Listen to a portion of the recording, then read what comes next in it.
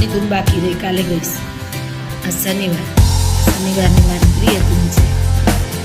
જો કે હનુમાન દેવની ઘણી બધી છે ધૂન પ્રિય છે. બજરંગી રે હનુમાન બજરંગી, રામ સીતાની સેવાના સંગી. હનુમાન બજરંગી, બજરંગી રે હનુમાન બજરંગી. એને ચડે છે આકડાની માળા, એને ચડે છે તેલ ને સિંદૂરા.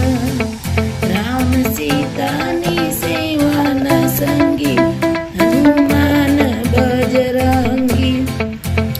બાળકોને છોટા ભીમ બહુ ગમે છે, એમ હનુમાન પણ બહુ ગમે છે.